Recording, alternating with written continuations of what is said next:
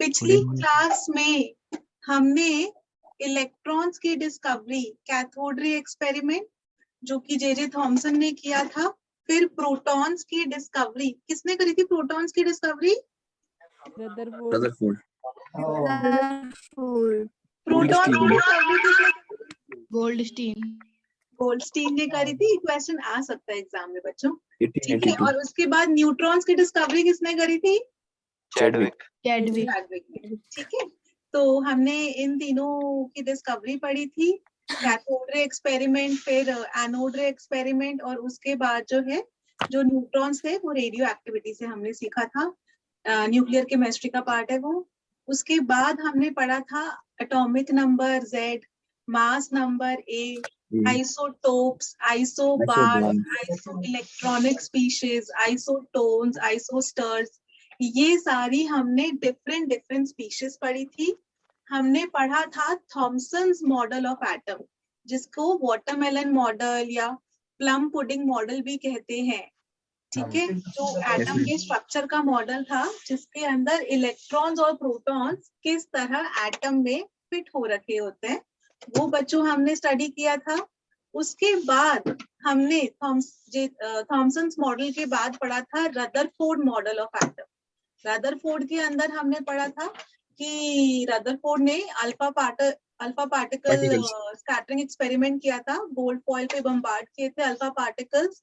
तो उससे उन्होंने बताया था कि कोई न्यूक्लियस है जिसके अंदर प्रोटॉन्स और न्यूट्रॉन्स हैं, और ये जो इलेक्ट्रॉन्स है वो आउटर ऑर्बिट में, उसके बाहर न्यूक्लियस के अराउंड जो ऑर्बिट्स है वहां पर इलेक्ट्रॉन्स रिवॉल्व कर रहे हैं। यहाँ तक बच्चों हमने स्टडी किया था। तो वो सारी स्टडी थी, एकदम सिंपल थ्योरी जैसे थी।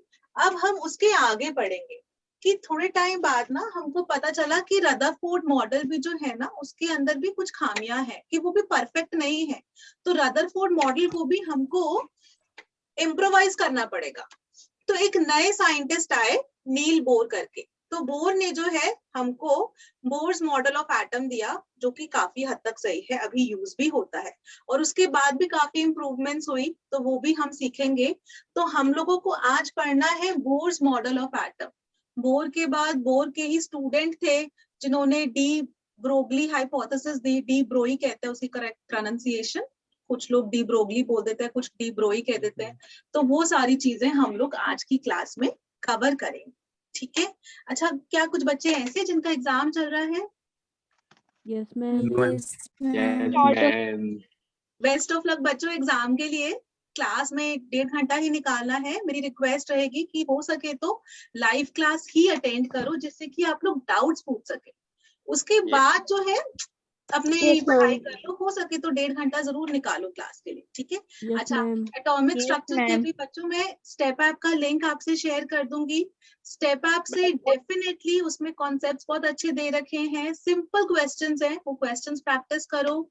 और उसके साथ साथ मैं हमेशा से वाली चीज बोलती हूँ, प्रीवियस ईयर्स की कोई भी पास 30 इयर्स 40 इयर्स की बुक उठा लो, केमिस्ट्री की, अरिहंत की, कोई भी पब्लिशर की उठा लो, और पास 30 इयर्स के एटॉमिक स्ट्रक्चर के जो क्वेश्चंस आ रखे हैं, या इससे पहले मोल कॉन्सेप्ट के जो क्वेश्चंस आ रखे हैं, वो लाइन से एक साथ करने बैठ जाओ। किसी भी चैप्टर के ना 50-60 क्वेश्चन से ऊपर नहीं होते, मैक्स टू मैक्स 100 क्वेश्चन करने में एक दिन में सारे खत्म हो जाएंगे, ठीक है। चैप्टर खत्म होता है तो साथ साथ भी करते रहो, उससे आपका कॉन्सेप्ट बहुत स्ट्रांग होता रहेगा।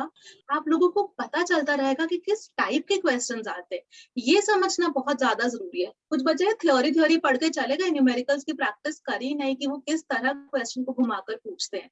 तो आपसे रिक्वेस्ट है कि सारे के सारे बच्चे प्रीवियस ईयर क्वेश्चंस जरूर प्रैक्टिस करें। मैं क्लास के अंदर भी बहुत सारे क्वेश्चंस लिख के लेकर आई हूँ। मैं कई क्वेश्चंस के साथ में लिख देती हूँ कि जेई 2019 में आया था, नीट में 2015 में आया था, जिससे कि आप लोगों को आइडिया लग जाए, ठीक है। जेई नीट का लेवल इतना डिफरेंस नहीं होता है, तो नीट के बच्चे ये ना सोचे कि ये जेई का है ये टफ है, या जेई के बच्चे सोचे कि ये नीट का है आसान है टफ है, जो भी है सारे के सारे क्वेश्चंस हमको प्रैक्टिस करने हैं। चलो अब हम आज की क्लास यहाँ से बच्चों शुरू करते हैं। रदरफोर्ड मॉडल ऑफ एटम जो था, उसके अंदर कुछ खामियां थी, उसके कुछ ड्रॉबैक्स थे, जिसकी वजह से उसको as the structure of atom हमको डिस्कार्ड करना पड़ा कि ये परफेक्ट नहीं है, कि इसमें कुछ प्रॉब्लम्स है। थोड़ी सी उनको प्रॉब्लम्स को समझते हैं क्या क्या है, डिटेल में उन्हीं प्रॉब्लम्स को हम और आगे डिस्कस करेंगे, ड्रॉबैक्स। ठीक है, अच्छा ओके। सबसे पहली चीज, थोड़ी आपने ये चैप्टर आई एम श्योर कि आपने स्कूल के अंदर तो पढ़ ही रखा होगा, कहीं पर आपने hydrogen spectrum, emission spectrum, absorption spectrum सुना होगा। सिंपली इतना है कि हम लोग ये बोल रहे हैं कि रदरफोर्ड का जो स्ट्रक्चर था ना एटम का, वो हाइड्रोजन स्पेक्ट्रम को एक्सप्लेन नहीं कर पाया, कि हर एलिमेंट का जो है ना एक लाइन स्पेक्ट्रा होता है, और रदरफोर्ड का मॉडल जो है उसको एक्सप्लेन नहीं कर पाए। अभी डिटेल में आज की क्लास में हमें डिस्कस करना भी है उसको, थोड़ा सा ऐसे ही बता देती हूँ कि सिर्फ इतना है कि अगर मैं कोई डिस्चार्ज ट्यूब, एक ट्यूब, अभी डिस्चार्ज ट्यूब तो सबको समझ में आ ही गई होगी, कैथोड रे एक्सपेरिमेंट में हमने डिस्चार्ज ट्यूब पढ़ी है। तो कोई डिस्चार्ज ट्यूब ले ली, उसमें मैंने कोई पर्टिकुलर गैस डाल दी, लेट्स से हाइड्रोजन की गैस भर दी, ठीक है। अगर मैं उसके थ्रू मतलब उसको एनर्जी देती हूँ, तो वहां पर ना कुछ लाइन स्पेक्ट्रा ऑब्जर्व होगा, मतलब कुछ रेडिएशंस, कुछ कलर एब्जॉर्ब होगा। तो रदरफोर्ड के मॉडल से हमको ये समझ में नहीं आ रहा था ऐसा क्यों हो रहा है कि उसको एनर्जी देने पे कुछ कलर ऑब्जर्व हो रहे हैं। तो वो कुछ है हाइड्रोजन स्पेक्ट्रम, हम थोड़ी देर में सीखेंगे। तो रदरफोर्ड मॉडल उसको एक्सप्लेन नहीं कर पाया, ठीक है, जिसके लिए हमको ईएम वेव और प्लैंक की क्वांटम थ्योरी डिस्कस करनी है, ठीक है। अभी हम लोग इलेक्ट्रोमैग्नेटिक वेव थ्योरी और प्लैंक की क्वांटम थ्योरी डिस्कस करेंगे, बहुत ही इंटरेस्टिंग है वो वाली चीजें। अच्छा, मैक्सवेल ने भी एक, हाँ, मैक्सवेल ने भी एक थ्योरी दी बच्चों। मैक्सवेल ने क्या बोला कि देखो रदरफोर्ड तो कह रहे हैं कि एक न्यूक्लियस है, ठीक है, और न्यूक्लियस के अराउंड ऑर्बिट है, और इलेक्ट्रॉन जो है इस ऑर्बिट में रिवॉल्व कर रहा है, ठीक है। ये रदरफोर्ड ने कहा था। रदरफोर्ड ने बोला जैसे हमारा सोलर सिस्टम होता है ना, सोलर सिस्टम के अंदर सन हो गया बीच में, और सन के अराउंड प्लैनेट्स रिवॉल्व कर रहे हैं। ऐसे ही आप सोचो कि एटम है, एटम के अंदर जो है इलेक्ट्रॉन्स है, वो ऑर्बिट्स में रिवॉल्व कर रहे हैं, ठीक है। तो उन्होंने ये वाली चीज कही थी। पर मैक्सवेल ने बोला कि देखो सन अगर बीच में है और उसके अराउंड प्लैनेट्स रिवॉल्व कर रहे हैं, हम सोलर सिस्टम को एटॉमिक एटम के स्ट्रक्चर से रिलेट नहीं कर सकते। दो कारण है उसके। सोलर सिस्टम कितना बड़ा होता है, कितना हैवी, ठीक है, एटम तो इतना सा छोटा सा माइक्रोस्कोपिक पार्टिकल्स है, पहली चीज। दूसरी चीज ये कि जो प्लैनेट्स रिवॉल्व कर रहे हैं ना, उनमें कोई चार्ज नहीं है, वो तो सिंपल अपना ग्रेविटेशनल फोर्स की वजह से रिवॉल्व कर रहे हैं सन के अराउंड, कोई चार्ज नहीं है। अब जो ये एटम न्यूक्लियस के अराउंड जो इलेक्ट्रॉन रिवॉल्व कर रहा है, इलेक्ट्रॉन तो नेगेटिवली चार्ज्ड पार्टिकल है कि नहीं? Yes ma'am. अगर कोई चार्ज्ड पार्टिकल है बच्चों, वो अगर हम मान ले कि उसकी स्पीड कांस्टेंट है, पर वो रिवॉल्व तो कर रहा है, हर बारी उसकी वेलोसिटी चेंज हो रही है ना, डायरेक्शन चेंज हो रही है। अगर वेलोसिटी उसकी है, मतलब डायरेक्शन चेंज हो रही है, तो कुछ ना कुछ तो एनर्जी खर्च हो रही होगी ना इलेक्ट्रॉन की इसके अंदर रिवॉल्व करने में। तो इसका मतलब कोई भी इलेक्ट्रॉन अगर वो एक्सेलरेट कर रहा है, ठीक है, डायरेक्शन चेंज हो रही है, ऐसे ही बोलते हैं ना वेलोसिटी में डायरेक्शन चेंज हो रही है, वो तो वो एक्सेलरेशन है उसकी। कोई भी चार्ज्ड पार्टिकल अगर एक्सेलरेट कर रहा है, तो वो एक्सेलरेट करते करते न्यूक्लियस, लेट्स से ये न्यूक्लियस है और इसके अराउंड वो इलेक्ट्रॉन रिवॉल्व कर रहा है, तो वो एक्सेलरेट करते करते एनर्जी लूज करेगा। अगर एनर्जी लूज करेगा तो धीरे धीरे उसकी एनर्जी कम होती जाएगी ना, धीरे धीरे एनर्जी कम होती जाएगी।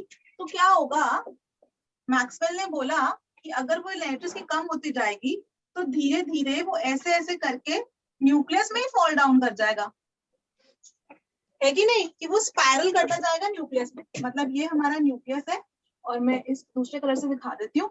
तो इलेक्ट्रॉन सर्कुलर में ना जाके ऐसा स्पाइरल करने लग जाएगा, और वो ऐसे करके न्यूक्लियस में गिर जाएगा। क्योंकि चार्ज्ड पार्टिकल अगर एक्सेलरेट कर रहा है, कोई भी चार्ज्ड पार्टिकल अगर एक्सेलरेट कर रहा है, तो वो एनर्जी रेडिएट करेगा, और वो एनर्जी रेडिएट करेगा मतलब वो एनर्जी रेडिएशंस निकालेगा, तो उसकी खुद की एनर्जी कम होती जाएगी। खुद की एनर्जी कम होती जाएगी, तो फिर वो eventually it will fall into the nucleus, ठीक है। तो इस वजह से हम रदरफोर्ड मॉडल को कंप्लीटली एक्सेप्ट नहीं कर सकते हैं, ये इसकी प्रॉब्लम है। दो ड्रॉबैक्स हमने देख लिए। पहला, hydrogen spectrum, line spectrum explain नहीं कर पाया। दूसरा कि कोई चार्ज्ड पार्टिकल, देखो बार बार ही बोल रही हूँ, चार्ज पार्टिकल अगर एक्सेलरेट कर रहा है तो वो एनर्जी लूज करेगा, एनर्जी लूज करते करते वो इवेंचुअली न्यूक्लियस में गिर जाएगा। तो दूसरा भी ड्रॉबैक हो गया रदरफोर्ड का। तीसरा ड्रॉबैक रदरफोर्ड का ये था कि रदरफोर्ड ने ना ये नहीं बताया हमें कि न्यूक्लियस के अराउंड कितने ऑर्बिट्स होंगे, हर ऑर्बिट में कितने इलेक्ट्रॉन्स होंगे। याद है ना ये वाला फॉर्मूला 9th-10th क्लास में पढ़ाते हैं कि ऑर्बिट, किसी भी पर्टिकुलर ऑर्बिट में कितने इलेक्ट्रॉन्स होंगे, उसको 2n² से डिनोट करते हैं, है ना? Yes ma'am. Yes, ma'am. तो यही वाली चीजें बच्चों रदरफोर्ड ने ना ठीक से एक्सप्लेन नहीं करी, तो हमको रदरफोर्ड मॉडल को रिजेक्ट करना पड़ा। तो उसके बाद आया बोर्स मॉडल ऑफ एटम। तो हम लोग बोर मॉडल को स्टडी करेंगे। उससे पहले हम लोग ये समझते हैं इलेक्ट्रोमैग्नेटिक रेडिएशन। अभी मैक्सवेल ही थे ना, मैक्सवेल ने कहा था ना कोई चार्ज पार्टिकल है तो वो रिवॉल्व कर रहा है तो वो एनर्जी रेडिएट करेगा continuously in the form of radiation, है ना, उसकी एनर्जी कम होती जाएगी। तो मैक्सवेल ने ही ना ये ईएम रेडिएशन, इलेक्ट्रोमैग्नेटिक रेडिएशन, इसकी थ्योरी दी। ये वाली जो है ना लाइट के लिए है, लाइट को तो शुरू से वो लोग वेव ही मानते थे कि लाइट हमारी वेव है। जैसे साउंड है, साउंड भी वेव होती है। साउंड में बोलता है ना फिजिक्स में कुछ कि वो प्रेशर आगे बढ़ रहा होता है, शायद ऐसे ही कुछ बोलता है ना फिजिक्स में, क्या बोलते हैं बताना प्लीज। प्रेशर के चेंजेस होता है ना, वो कंप्रेशन, रेरिफैक्शंस, वो सारी चीजें है ना, वो वैसे करके चल रहा होता है। तो ऐसे ही लाइट को भी जो है ना हमेशा से वेव माना गया, तो उसके कुछ कैरेक्टरिस्टिक्स हैं, तो हम लोग बोलते हैं इलेक्ट्रोमैग्नेटिक रेडिएशन। ठीक है, वो वाली चीज हम लोग मैं यहाँ बता रही हूँ। इलेक्ट्रोमैग्नेटिक रेडिएशन, पहले ये समझाती हूँ होता क्या है। इलेक्ट्रॉन है, चलो पहले लाइट के लिए बताती हूँ फिर उसके लिए बताती हूँ, इलेक्ट्रॉन के लिए बताती हूँ। आगे बढ़ा जाए। Yes ma'am. Yes ma'am. अच्छा, तो इलेक्ट्रोमैग्नेटिक रेडिएशन के बारे में बताती हूँ बच्चों। मैंने नोट्स लिखे हैं, मैं ये पीडीएफ पूरा का पूरा आप लोगों से शेयर कर दूंगी। ये बहुत अच्छे से समझना, अपने हाथ से लिखना, एनसीईआरटी के अकॉर्डिंग नोट्स पूरे परफेक्ट है। ठीक है, आपको कहीं और से पढ़ने की जरूरत नहीं पड़ेगी। अच्छा, इलेक्ट्रोमैग्नेटिक रेडिएशंस होती क्या है। सबसे पहले, कोई भी सोर्स अगर एनर्जी रेडिएट कर रहा है, कोई भी सोर्स, ठीक है, बल्ब से रोशनी आ रही है, कोई भी सोर्स एनर्जी रेडिएट कर रहा है, तो energy is emitted from any source in the form of radiations. मतलब कि रेडिएशंस के फॉर्म में वो एनर्जी एमिट कर रहा होता है। और ये जो रेडिएशंस होती है ना, these radiations consist of electric field and magnetic field। ठीक है, जो भी रेडिएशंस है वो इलेक्ट्रिक फील्ड और मैग्नेटिक फील्ड उसके अंदर होती है। ठीक है, they consist of electric field and magnetic field. और इतना तो आपको पता ही होगा कि इलेक्ट्रिक फील्ड और मैग्नेटिक फील्ड अगर दोनों प्रेजेंट हो तो इलेक्ट्रिक फील्ड परपेंडिकुलर होती है मैग्नेटिक फील्ड के, है ना। जो भी रेडिएशंस एमिट हो रही है, they possess wave character. Wave का क्या मतलब होता है कि उसका कुछ ऐसे करके वो वेव चल रही है, ऐसे करके बनाते हैं ना बात, ऐसे करके वेव चल रही है, तो उस वेव की कुछ वेलोसिटी होगी, फ्रीक्वेंसी होगी, एम्पलीट्यूड होगा, वो सारे के सारे उसके पैरामीटर्स होंगे जिससे हम वेव को डिफाइन करते हैं। ठीक है, और जैसे लाइट वेव्स है, ईएम रेडिएशन, जो हम इलेक्ट्रोमैग्नेटिक रेडिएशन पढ़ते हैं ना, हम ये बोलते हैं कि उसको कोई मटेरियल मीडियम नहीं चाहिए अपना प्रोपोगेशन के लिए, कि जैसे ऊपर सन की रोशनी आ रही है, वैक्यूम है, तो वो उसके थ्रू भी पास कर जाती है। ऐसा नहीं कि हमें कोई मटेरियल मीडियम चाहिए उसकी प्रोपोगेशन के लिए। ठीक है, तो ये हमारी इलेक्ट्रोमैग्नेटिक रेडिएशन की थोड़ी सिंपल बेसिक सी चीजें हैं। अब हम समझते हैं कि हुआ क्या हमारा, तो हम, ये तो लाइट के बारे में था, अभी इलेक्ट्रॉन की उससे समझते हैं कि इलेक्ट्रॉन की वेव नेचर कैसे आई। ठीक है, इलेक्ट्रॉन की भी वेव नेचर है, क्यों हुआ ऐसे। इलेक्ट्रॉन एक चार्ज्ड पार्टिकल है, ये तो हमें पता है कि जो इलेक्ट्रॉन है वो ऑर्बिट में रिवॉल्व तो कर रहा है, इसका मतलब वो कंटिन्यूअसली मोशन में तो है। ठीक है, कुछ मोशन में है, उसकी एक्सेलरेशन है, देखो चाहे उसकी स्पीड कॉन्स्टेंट हो पर उसकी डायरेक्शन बार बार चेंज कर रही है, तो एक्सेलरेशन तो है किसी इलेक्ट्रॉन की। अगर कोई भी चार्ज्ड पार्टिकल अगर ऑसिलेट कर रहा होता है, ठीक है। कोई चार्ज पार्टिकल है, जैसे कि ये इलेक्ट्रॉन हम बना देते हैं, ठीक है, चार्ज पार्टिकल है, अब वो ऑसिलेट कर रहा है, ठीक है, ऐसे ही समझ लो कि ऊपर गया, फिर नीचे आया, फिर ऊपर गया, फिर नीचे आया। अगर कोई भी चार्ज पार्टिकल ऑसिलेट कर रहा है तो उसके ऑसिलेट करने की वजह से इलेक्ट्रिक फील्ड जनरेट हो जाएगी। इलेक्ट्रॉन है, चार्ज पार्टिकल है, उस चार्ज पार्टिकल के ऑसिलेट करने की वजह से इलेक्ट्रिक फील्ड जनरेट हो जाएगी, इलेक्ट्रिक फील्ड जनरेट हो जाती है, ठीक है। और जो इलेक्ट्रिक फील्ड जनरेट होगी it will be perpendicular. Electron अगर ऐसे चल रहा है तो जो ये अगर इलेक्ट्रॉन का हमारा पाथ है कि इलेक्ट्रॉन ऐसे करके चल रहा है तो इलेक्ट्रिक फील्ड ना उसके परपेंडिकुलर होगी। मतलब अगर एक्स डायरेक्शन में ऐसा करके इलेक्ट्रॉन मेरा चल रहा है तो वाई डायरेक्शन में इलेक्ट्रिक फील्ड जनरेट हो जाएगी अपने आप, बिकॉज चार्ज पार्टिकल जो है वो एक्सेलरेट कर रहा है, ठीक है।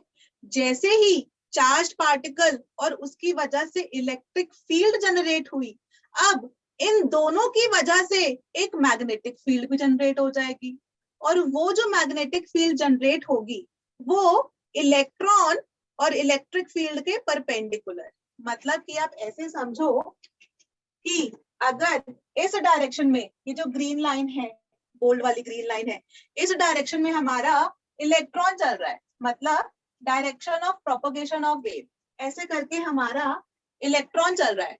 तो इलेक्ट्रॉन की एक्सेलरेशन की वजह से सबसे पहले स्टेप 1 सबसे पहले हुई इलेक्ट्रिक फील्ड जनरेट। तो इलेक्ट्रिक फील्ड हमने उसके परपेंडिकुलर बना दी ऐसा वाई डायरेक्शन में, ठीक है। अब इलेक्ट्रॉन और इलेक्ट्रिक फील्ड की वजह से हमारी मैग्नेटिक फील्ड भी जनरेट हो जाएगी। मैग्नेटिक फील्ड मैंने ऐसा डॉटेड डॉटेड बना दी, ठीक है, जेड डायरेक्शन में। तो जैसे ही हमारा इलेक्ट्रॉन भी हो गया, इलेक्ट्रिक फील्ड भी हो गई और मैग्नेटिक फील्ड भी हो गई। तो हमने यहाँ पर यही तो पढ़ा था कि इलेक्ट्रिक मैग्नेटिक फील्ड दोनों हो तो इलेक्ट्रोमैग्नेटिक रेडिएशन। तो इसका मतलब यहाँ से हमें क्या पता चल रहा है, इलेक्ट्रॉन की हम बात कर रहे हैं, ठीक है, चार्ज पार्टिकल है, ठीक है, उसकी इलेक्ट्रिक फील्ड भी जनरेट हो गई, मैग्नेटिक फील्ड भी जनरेट हो गई। तो इलेक्ट्रिक फील्ड, मैग्नेटिक फील्ड और डायरेक्शन ऑफ प्रोपगेशन वो सारे आपस में म्यूचुअली परपेंडिकुलर है, ठीक है। अब हम कोई भी रेडिएशंस कोई भी हो वेव, जब उसकी हम बात करते हैं तो हम लोग उसके वेव के 4-5 पैरामीटर्स होते हैं जिनको हम बात करते हैं। सबसे पहला वेवलेंथ। वेवलेंथ क्या होता है? Distance between two consecutive crest. जब भी हम ऐसे करके बात करें, क्रेस्ट क्या होता है? इस वाले को बोलते हैं जो टॉप मोस्ट वाला होता है, मैक्सिमम जो ये वाला है। तो इस डिस्टेंस को हम कहते हैं lambda. Distance between two consecutive, consecutive मतलब लगातार एक के बाद एक, टू कॉन्जिक्यूटिव क्रेस्ट, उसको कहते हैं वेवलेंथ। और वेवलेंथ को रिप्रेजेंट करते हैं लैम्डा से। या फिर अगर ये वेव ऐसे करके जा रही होती तो डिस्टेंस बिटवीन टू ट्रफ, उसको भी लैम्डा कहते हैं। ट्रफ क्या होता है? नीचे पे जो मैक्सिमम डिस्टेंस, ये वाला, इसको भी लैम्डा कहते हैं वेवलेंथ, और इसको भी कहते हैं लैम्डा वेवलेंथ, ठीक है। ये आपको आता ही है, distance between two consecutive crest या टू कॉन्जिक्यूटिव ट्रफ्स, ठीक है। वेवलेंथ के अलग अलग यूनिट्स होते हैं, क्योंकि डिस्टेंस है ना, तो डिस्टेंस वाले यूनिट सोचो, मीटर, सेंटीमीटर, पिकोमीटर, फेम्टोमीटर, एंगस्ट्रॉम, ठीक है। इनकी मैं वैल्यूज लिख देती हूँ। एक एंगस्ट्रॉम में कितने मीटर्स होते हैं बच्चों? 10 to the power minus 10. और एक सेंटीमीटर में कितने मीटर हो गए? 10 power minus 2. एक पिकोमीटर में minus 12. Power minus 12. और एक माइक्रोमीटर में 10 to the power minus 6. एक फेम्टोमीटर में 10 power minus 10 to the 15. power minus 15. 15. ठीक है। अच्छा, आपको इनमें से आपस में कन्वर्जन आती है? अगर बच्चों मैं आपको एक क्वेश्चन दूं, क्या लिखती हूँ क्वेश्चन, ठीक है, इनफैक्ट यहाँ भी नहीं, let me right the question इधर, क्योंकि मैंने आप लोग को कन्वर्जन सिखाई है, कन्वर्ट करना आता है आप लोगों को? अगर बच्चों मैंने बोला 700 पिकोमीटर है, ठीक है, ये मेरे को गिवन है, आपको बताना है इसकी वैल्यू माइक्रोमीटर में कितनी होगी, एंगस्ट्रॉम में कितनी होगी, नैनोमीटर में कितनी होगी, बताओ। कन्वर्ट करना मैंने सिखाया है आपको convergence? No ma'am. No ma'am. चलो मैं फिर सिखा देती हूँ बच्चों। यहाँ पर कन्वर्ट करना बहुत ही इंपॉर्टेंट है, क्वेश्चंस के अंदर आना चाहिए कन्वर्ट करना, ठीक है। मैं यहाँ से शुरू करती हूँ, मैं एक तो इनकी वैल्यूज लिख देती हूँ। एक माइक्रोमीटर तो आपको याद ही है 10⁻⁻6 मीटर, एक एंगस्ट्रॉम भी आप लोग को पता है सबको 10⁻10 मीटर, और एक नैनोमीटर भी पता है 10⁻⁻9 मीटर, ठीक है। वो थ्योरी तुमको आती है, मुझे पता है ऑलरेडी, वेवलेंथ, वेलोसिटी, फ्रीक्वेंसी तुमको सब आता है। मेन चीज ये है, इसके ऊपर क्वेश्चंस आ सकते हैं, मतलब क्वेश्चन आ सकता है, ये क्वेश्चंस में यूज होता है ये वाला कॉन्सेप्ट, तो आपको कन्वर्ट करना आना चाहिए। 700 पिकोमीटर है, आपको कन्वर्ट करना है माइक्रोमीटर में, ठीक है। तो सबसे पहले मैं लिख देती हूँ तो माइक्रोमीटर, हाँ, इन माइक्रोमीटर आपको बताना है कितना हुआ। 700 पिकोमीटर है, तो 700 पिकोमीटर को किसी भी नंबर को मैं 1 से मल्टीप्लाई करूं तो कोई फर्क नहीं है, तो बिल्कुल ठीक है, 1 से मल्टीप्लाई करना अलाउड है, नंबर चेंज नहीं होता है कि नहीं? तो मैंने बच्चों 1 से मल्टीप्लाई कर दिया। अब जो मैंने 1 से मल्टीप्लाई किया ना, उसमें मैंने क्या किया, इस तरह मल्टीप्लाई किया, ये पिकोमीटर वाली यूनिट हट जाए, मतलब नीचे तो मैंने लिख दिया 1 पिकोमीटर, और 1 पिकोमीटर कितने के बराबर होता है, 10⁻⁻12 मीटर। कर सकते कि नहीं कर सकते? किसी भी नंबर को 1 से मल्टीप्लाई किया, 1 की मैंने वैल्यू लग दी, पिकोमीटर इधर, और 1 पिकोमीटर कितना होता है 10⁻12 मीटर, इन दोनों बराबर है, इसका मतलब ये वाली वैल्यू 1 है, और इसको मैं 1 से मल्टीप्लाई कर रही हूँ। यहाँ तक क्लियर सबको? Yes ma'am. Yes ma'am. Okay, ठीक है। और अगर किसी बच्चे का आंसर निकल जाए, उसको ऑलरेडी आता हो, तो वो आंसर ही बता देना, ठीक है। अब ओके मैम। फिर से इसको 1 से मल्टीप्लाई कर लेती हूँ। 1 से मल्टीप्लाई कैसे करूंगी, अब मुझे लाना क्या है, माइक्रोमीटर लाना है ना, ऊपर लाना है न्यूमरेटर में, तो 1 माइक्रोमीटर ऊपर लिख देती हूँ, और नीचे क्या लिख दूंगी 10⁻⁻6 मीटर। अब देखो, जब हमने बच्चों ऐसे करके किया, तो पिकोमीटर से पिकोमीटर कट गया, मीटर से मीटर कट गया, ऊपर यूनिट तो माइक्रोमीटर आ गई, और 700 को इससे काटोगे तो 10⁻⁻6 है, 10⁻⁻12 है, तो ऊपर हो गया 10⁻⁻6 इंटू 700, तो इसकी वैल्यू आ जाएगी 7 इंटू 10⁻⁻4 माइक्रोमीटर, ठीक है ना? Yes ma'am. एक बार कैलकुलेशन चेक कर लेना, मेथड इम्पोर्टेंट है, ठीक है। ये प्लस माइनस सबको समझ में आया तरीका? Yes ma'am.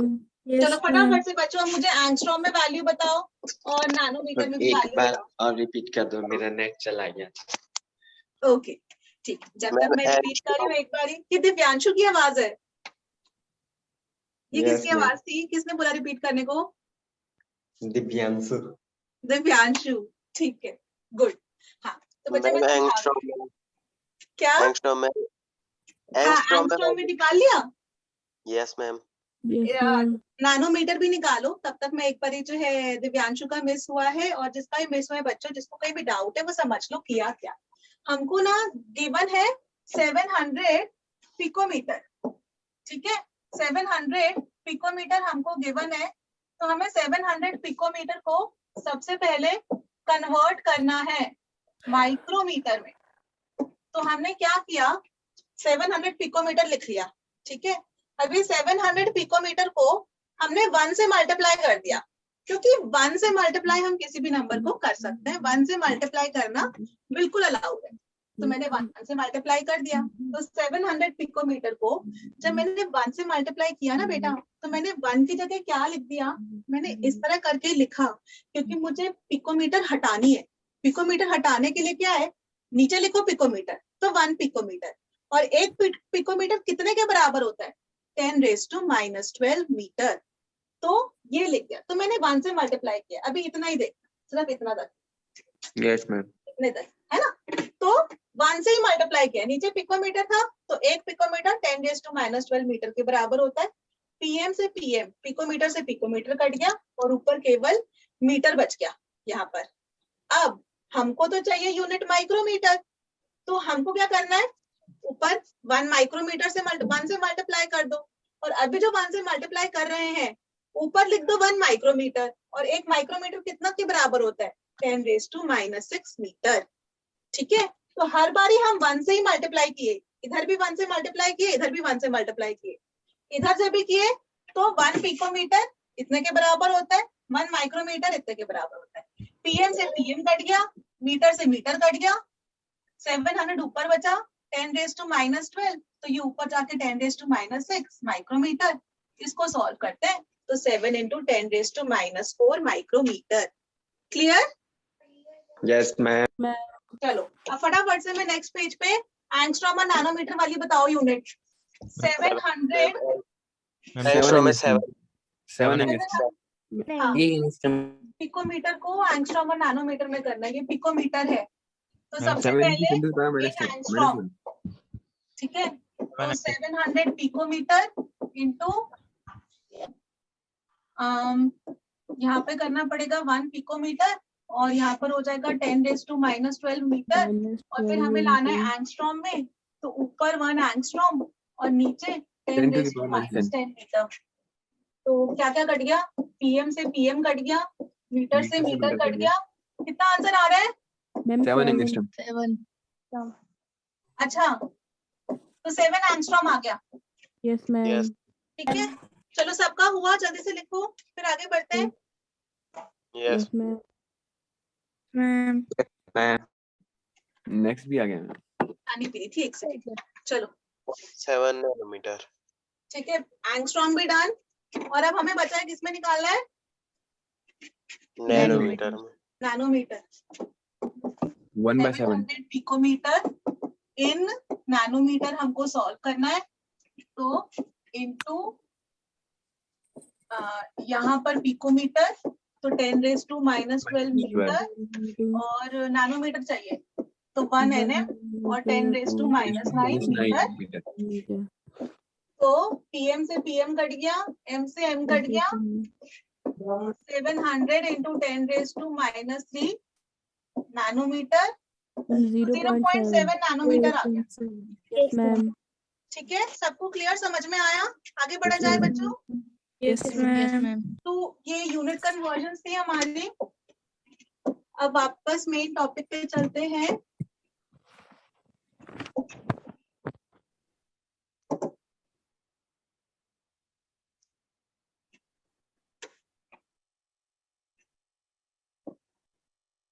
ओके, हाँ, तो ये हमारा एक पैरामीटर होता है वेवलेंथ, ऐसे ही दूसरा पैरामीटर होता है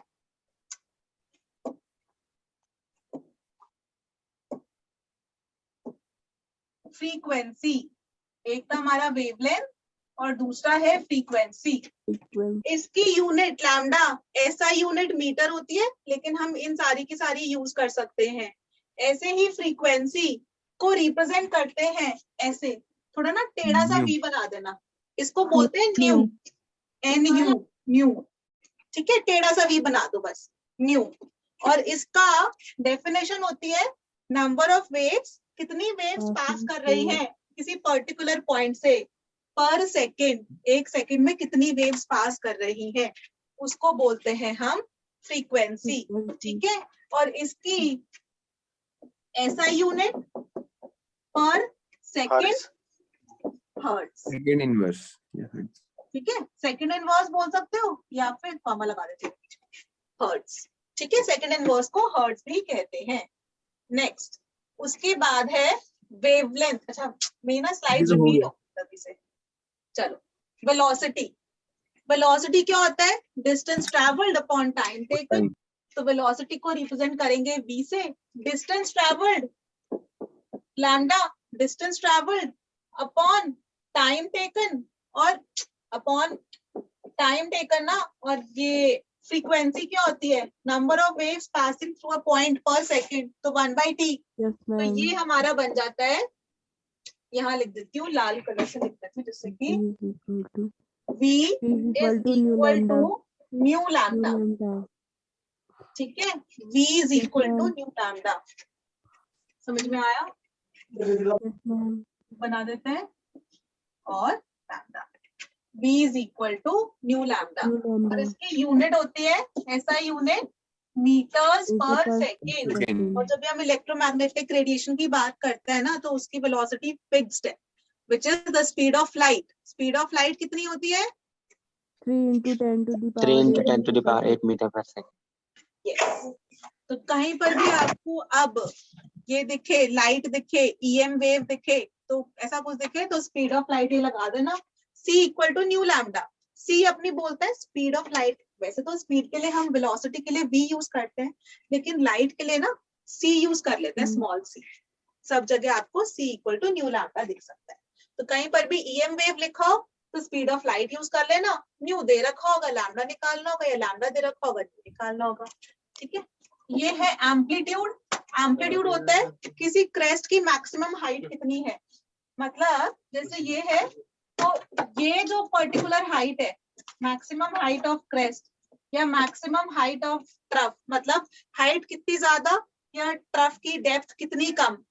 ठीक है, मतलब कितनी, मतलब मैक्सिमम जो वैल्यू है उसकी, उसको हम बोलते हैं एम्पलीट्यूड। इसको मैम इसको हिंदी में क्या बोलते हैं? एम्पलीट्यूड। और एम्पलीट्यूड की यूनिट क्या होगी? मीटर्स। मीटर, क्योंकि डिस्टेंस वाला हो गया ना, तो इसीलिए मीटर। Very good. मैम हाँ, इसको हिंदी में क्या बोलते हैं? आयाम. कोई अच्छा, मेरी thank इसके you, अंदर thank हेल्प you. कर दिया करो, मुझे एग्जैक्ट हिंदी वर्ड्स नहीं पता है बच्चों, I am very sorry. Ma'am आयाम।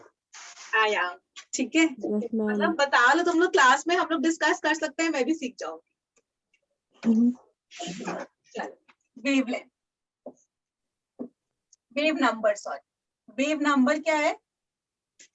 जो वेवलेंथ होती है ना, उसका रेसिप्रोकल कर दो। 1 by lambda is equal to wave number. तो न्यू बार ऐसे रिप्रेजेंट करते हैं हम वेव नंबर को, और इसका क्या मतलब होता है? वेवलेंथ का रेसिप्रोकल, मतलब उसका उल्टा। ठीक है, 1 by लैम्डा करेंगे तो वेव नंबर आ जाता है। रेसिप्रोकल ऑफ वेवलेंथ, ये एक डेफिनेशन है।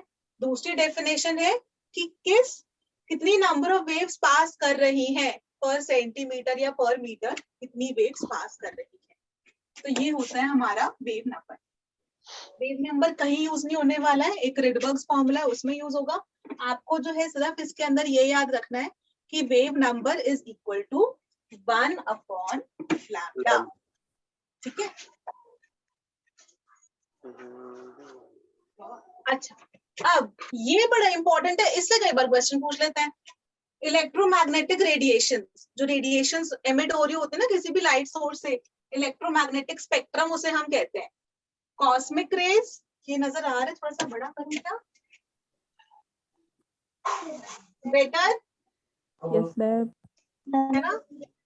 तो एक तो EM रेडिएशन हो तो C is equal to nu lambda लगा देना। C अपना स्पीड ऑफ लाइट है, तो C is equal to nu lambda, 3 into 10⁻⁸ meters per second is equal to nu lambda.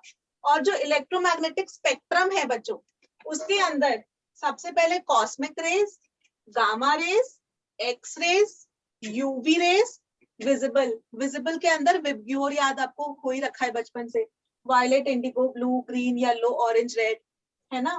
फिर इंफ्रारेड, फिर माइक्रोवेव्स, फिर रेडियो वेव्स।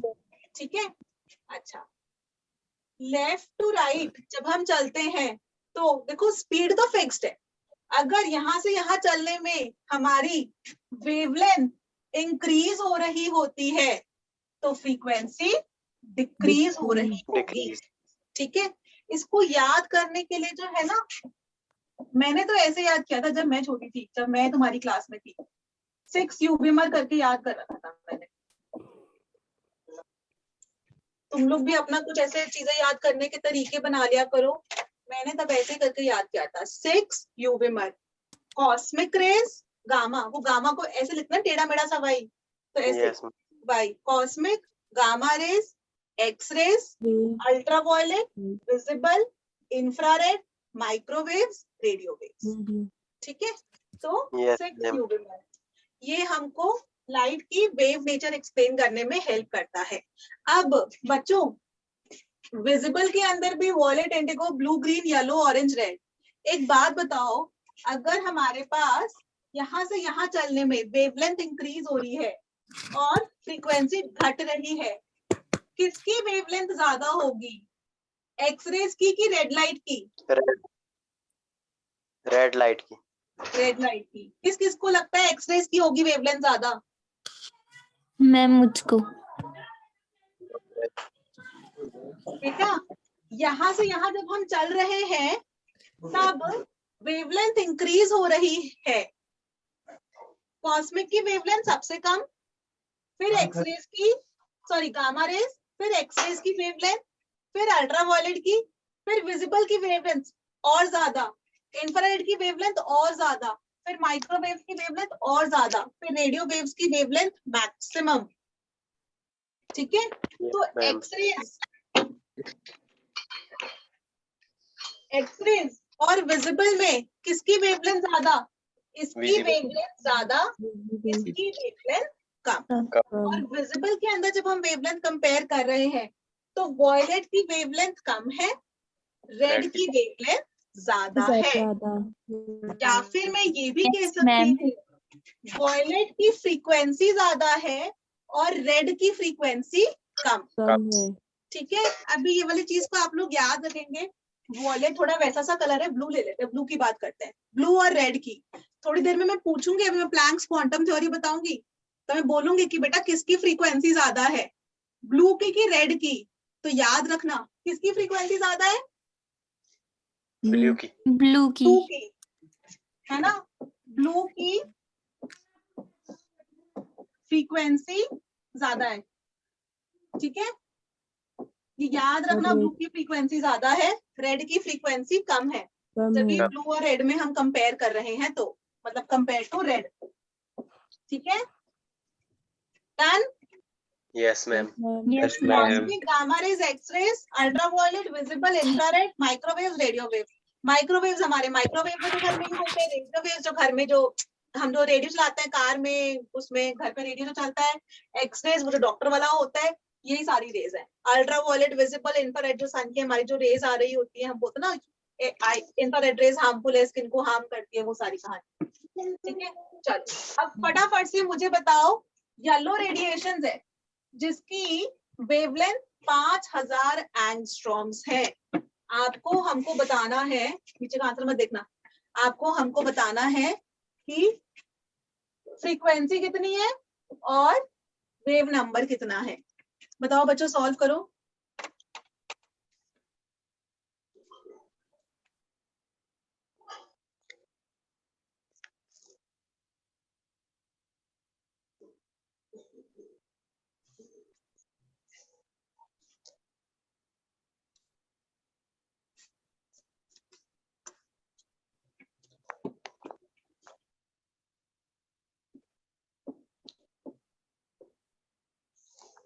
स्पीड कितनी होगी? 3 into 10 power 8। Very good. तो हमको न्यू निकालना है ना। अच्छा, पहले वेव नंबर तो डायरेक्टली निकल जाएगा। Wave number is equal to 1 by lambda, ये निकल गया। और इसको मीटर्स में निकालना बच्चों। ठीक है, कभी भी अगर क्वेश्चन में ना मेंशन हो ना तो मीटर्स में निकाल लो, ऐसा यूनिट सबसे सही, कोई डाउट नहीं। और यहाँ पर c की जगह लिख सकते हो 3 into 10⁸ is equal to nu हमको निकालना है, लैम्डा लिख सकते हो 5000 into 10⁻⁻⁻।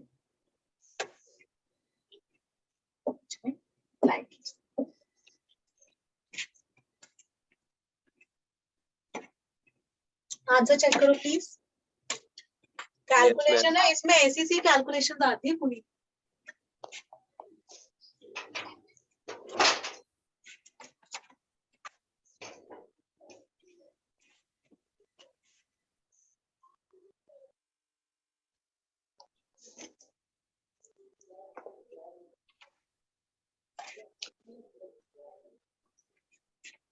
जल्दी सॉल्व करो।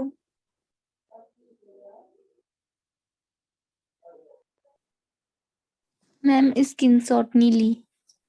अरे वो तो मैं आगे का देखती क्या क्या टॉपिक्स आज पढ़ाने हैं। स्क्रीनशॉट नहीं, सॉल्व करो खुद से। जितना खुद से सॉल्व करोगे ना न्यूमेरिकल्स की, वो प्रैक्टिस करने की, फटाफट से क्वेश्चन सॉल्व करने की आदत डालो। जितना आप लोग करोगे ना उतना आप लोग का हाथ साफ होगा, सिली मिस्टेक्स कम होगी। मैम आ गया 6 into 10 to the power 14 meters. Yes, ma'am. Second indoor. ये लगभग है, ऑप्शंस पे से आप लोग चेक कर सकते हो, ठीक है ना। आगे बढ़े जाए बच्चों, सबका समझ में आया कैसे करना है सॉल्व? किसी को कोई डाउट है, रिपीट करूं? तो मैम No, तो ma'am. मैम मैम सॉल्व कर दो एक बार. क्या सॉल्व कर दो एक बार. सॉल्व कर दूं?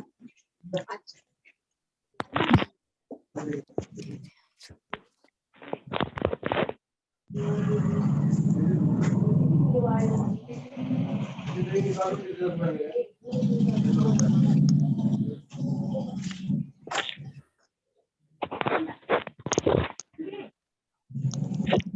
लैम्डा है हमारा 5000 एंगस्ट्रॉम, जिसको हम लिख सकते हैं 5000 into Into 10 10 to the raised to power minus 10 meters। meter. ठीक है, सबसे पहले हमको बोला वेव नंबर निकालो। ये वेव नंबर, इसका फॉर्मूला होता है 1 1 upon अपॉन lambda. लैम्डा। तो ये हो गया 1 अपॉन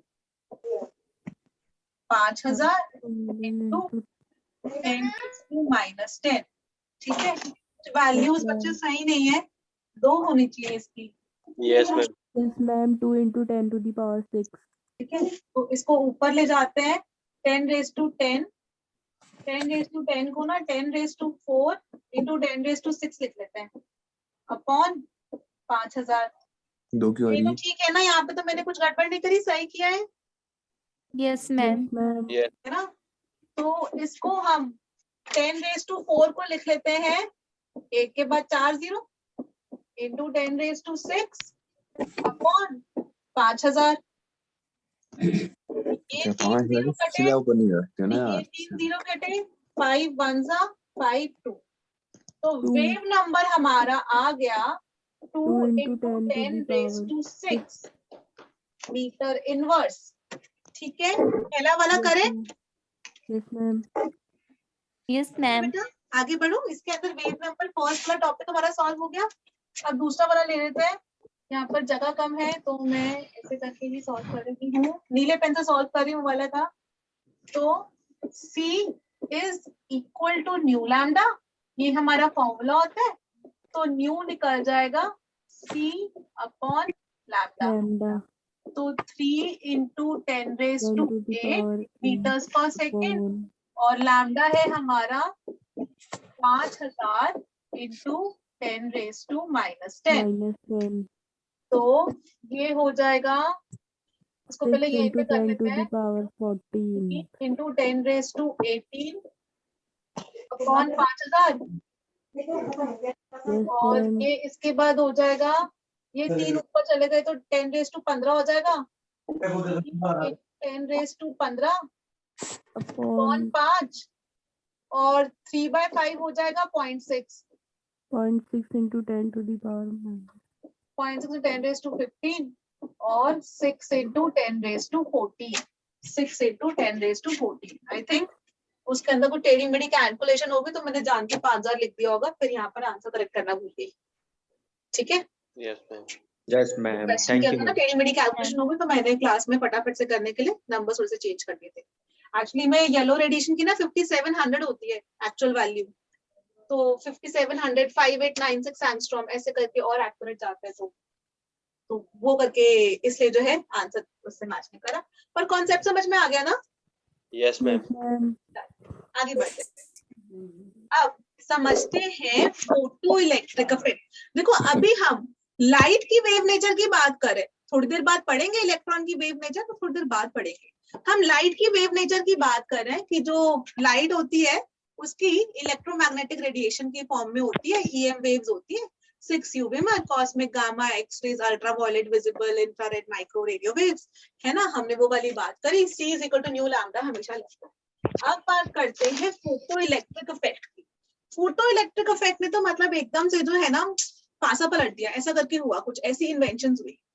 साइंटिस्ट थे आइंस्टाइन, सबने उनका नाम सुना, आइंस्टाइन कितना फेमस है वो। तो उन्होंने क्या किया, उन्होंने ना एक कमरे के अंदर, अच्छा अभी मुझे फटाफट से याद दिलाना, ब्लू और रेड बल्ब में किसकी फ्रीक्वेंसी ज्यादा होती है? ब्लू मैम ब्लू की ब्लू ब्लू की ज्यादा होती है, रेड की कम होती है, रेड की है कम ना? होती है। Yes, ma'am. यस याद रखना ये वाली चीज अब, ठीक है। अब एक कमरा लिया उन्होंने ऐसा सा, जैसे इधर मैं स्टूडियो जैसे जहां पर हूँ, एक कमरा के अंदर उन्होंने रेड कलर का बल्ब लगा दिया छोटा सा, ठीक है, और सामने एक मेटल की प्लेट रख दी, और उन्होंने कहा जो वो है जो रेड कलर का बल्ब है जिसकी फ्रीक्वेंसी कम है ना, रेड की फ्रीक्वेंसी कम होती है, ब्लू की फ्रीक्वेंसी ज्यादा होती है, ठीक है। मैं लिख देती हूँ, रेड की फ्रीक्वेंसी लेस और ब्लू की फ्रीक्वेंसी ज्यादा, ठीक है, मतलब इनको आपस में कंपेयर कर रहे हैं तो, है ना। उन्होंने एक कमरा लिया, ठीक है, पिच डार्क, उसके अंदर जो है ना नीले रंग का बल्ब लगा दिया और सामने एक मेटल की प्लेट रखी। अब उन्होंने उस बल्ब की रोशनी उस मेटल की प्लेट पर डाली और उन्होंने सोचा कि मैं रोशनी डाल रहा हूँ तो मेटल में कुछ होना चाहिए, कुछ इलेक्ट्रॉन्स निकले, कुछ हो, कुछ तो कहानी हो, कुछ भी नहीं हो रहा। ठीक है, फोटो इलेक्ट्रिक इफेक्ट पड़ रहे हैं। मैं पहले से समझा देती हूँ होता क्या है कि जैसे कोई मेटल की प्लेट है, मेटल की प्लेट मतलब कोई एटम है उसके अंदर, ठीक है। मेटल की प्लेट क्या है, मेटल तो एटम से ही बने होता है ना, तो एक एटम, मेटल की प्लेट है मतलब बहुत सारे एटम्स है, बहुत सारे एटम्स है मतलब न्यूक्लियस है और इलेक्ट्रॉन्स है। तो उन्होंने बोलते हैं, हम लोग फोटो इलेक्ट्रिक इफेक्ट क्या कहते हैं, हम लोग ये बोलते हैं कि जब उसके ऊपर लाइट पड़ती है, कुछ रेडिएशंस पड़ती है, तो वो लाइट पड़ने से इलेक्ट्रॉन्स एमिट होते हैं। जो लाइट होती है ना, लाइट अब तक छोड़ो भैया होने वाला होगा ना पता नहीं आधा घंटे का करो ठीक है, ऐसे हैं तो फिजिक्स का क्लास था अच्छा वो क्लास में बात हो स्कूल में तुम क्या कर रहे हो झगमा लाइट है, ऐसे ऐसे करके रेडिएशन पड़ रही है इसके ऊपर, और जब इस पर रेडिएशन पड़ रही है तो इस मेटल की प्लेट में से जो एटम्स है ना, वो एटम में से इलेक्ट्रॉन्स बाहर निकल रहे होते हैं, ठीक है। ये कहानी होती है। अब हुआ क्या, उन्होंने क्या बोला, उन्होंने आइंस्टाइन ने कमरा लिया, कमरे के अंदर बल्ब लगा दिया नीले रंग का, ब्लू कलर का, और उन्होंने मेटल की प्लेट पर वो ब्लू कलर की रोशनी पड़वाई, ठीक है। कुछ भी नहीं हुआ उसके अंदर, कोई भी इलेक्ट्रॉन नहीं निकला। उन्होंने कहा अच्छा बल्ब थोड़ा छोटा लगाया, मैं बड़ा बल्ब लगाता हूँ। उन्होंने बहुत बड़ा बल्ब लगाया, फिर उन्होंने मेटल की प्लेट पर वो लाइट पड़वाई, तब भी कुछ नहीं हुआ। उन्होंने बोला अरे, उन्होंने कहा और बड़ा, मतलब ना बहुत ज्यादा वॉट का बहुत बड़ा ऐसा ब्लू कलर का बल्ब लगा दिया, ठीक है। अब उन्होंने कहा अरे इतना पूरा कमरा है ब्लू ब्लू, इतनी सारी ब्लू कलर की रोशनी हो गई है, अब तो डेफिनेटली कुछ होगा। अभी भी कुछ नहीं हुआ। उन्होंने कहा ये क्या चक्कर है, कुछ हो ही नहीं रहा। उन्होंने कहा चलो फिर ब्लू से तो काम नहीं चल रहा है, अब मैं ऐसा करता हूँ लाल रंग का बल्ब लगाता हूँ। उन्होंने लाल रंग का छोटा सा बल्ब लगाया, दिवाली पे लगाते हैं छोटे छोटे, वो जो 0 वॉट के बस, छोटे छोटे 0 वॉट नहीं, छोटे से जो 1 वॉट से छोटे से जो दिवाली के लगाते लड़ियां, है ना। उन्होंने छोटा सा रेड कलर का बल्ब लगाया। उनका अरे, जैसे उन्होंने वो रेड बल्ब की रोशनी वो मेटल की प्लेट पे पड़ी, 1 सेकंड में इलेक्ट्रॉन निकल गया।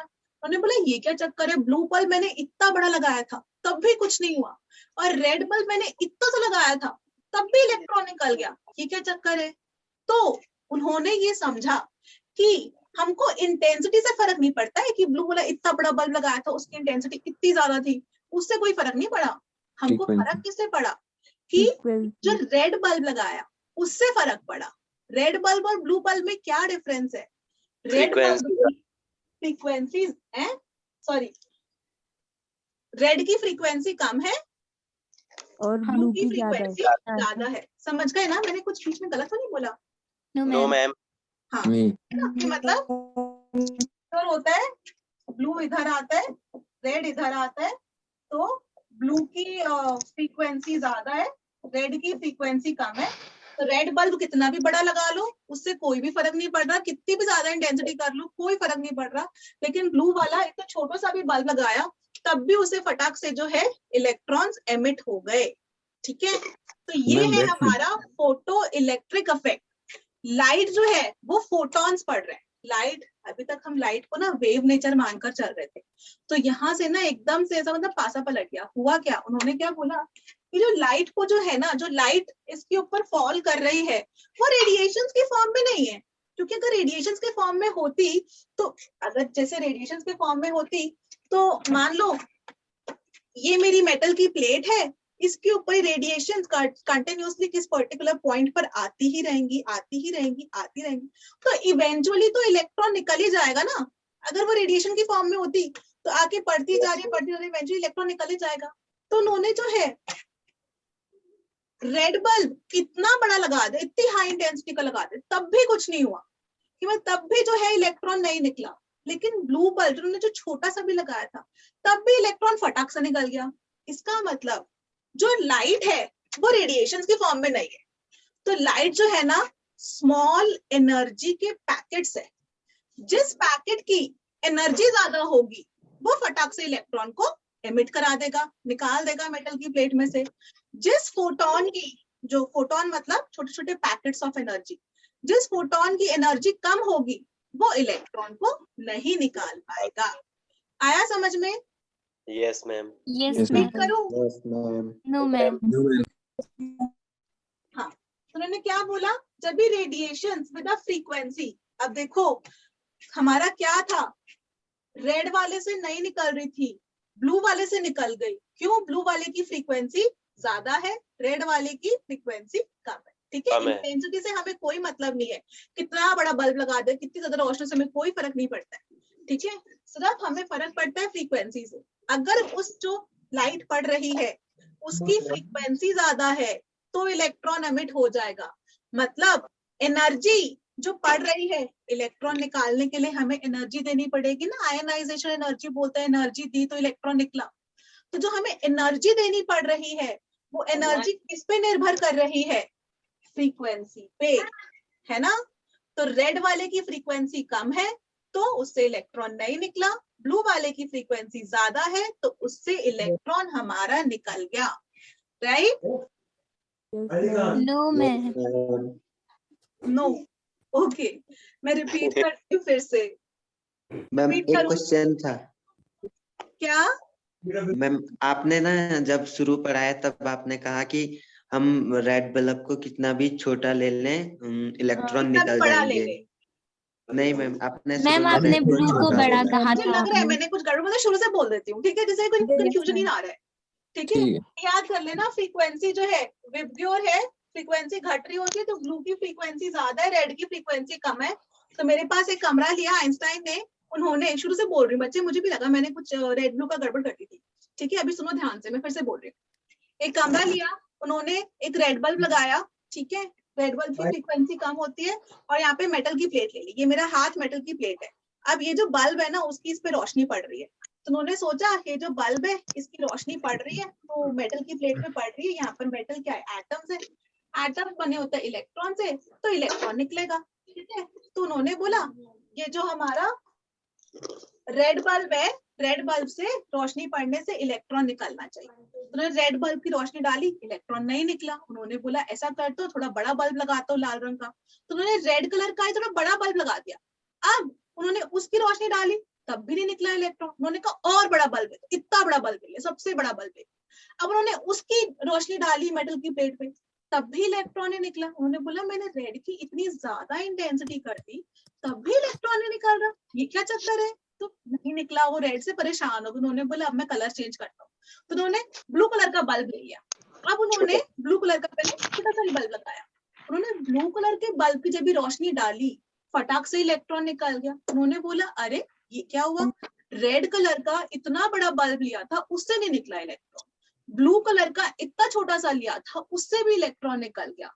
तो हमें इंटेंसिटी से कोई मतलब नहीं है। इसका मतलब कि रेड का तो इतना बड़ा था, इतनी ज्यादा बड़ा, तो इतनी सारी इंटेंसिटी उसकी, मतलब कितनी सारी रोशनी उसकी आ रही है। इंटेंसिटी मतलब कितनी रोशनी आ रही है। ठीक है, अपना केमिस्ट्री में जब हम बात करते हैं तो फिजिक्स में होता है उसकी सारी डिटेल्स में। तो इतनी सारी रोशनी वाला जो रेड बल्ब है उससे नहीं निकल रहा इलेक्ट्रॉन, इतना छोटा सा ब्लू बल्ब है उससे इलेक्ट्रॉन निकल गया। तो इसका मतलब कोई एनर्जी चाहिए होती है इलेक्ट्रॉन को बाहर निकालने के लिए, एनर्जी, इसका मतलब ब्लू वाले के अंदर ज्यादा है, रेड वाले के अंदर कम है एनर्जी। इंटेंसिटी से हमें कोई लेना देना ही नहीं है।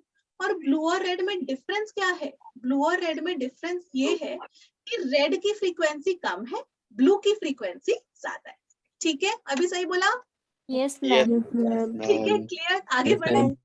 Yes Yes, ma'am. ma'am. चलो, ठीक है, तो उन्होंने बोला जब भी फ्रीक्वेंसी इलेक्ट्रॉन हमको, ये मेरा हाथ मेटल की प्लेट है, हाँ, तो इसमें से अगर हमें इलेक्ट्रॉन निकालना है तो हमको क्या चाहिए? एनर्जी देनी पड़ेगी इसे, और जो इलेक्ट्रॉन को एनर्जी देनी पड़ेगी ना, तभी तो इलेक्ट्रॉन बाहर निकलेगा।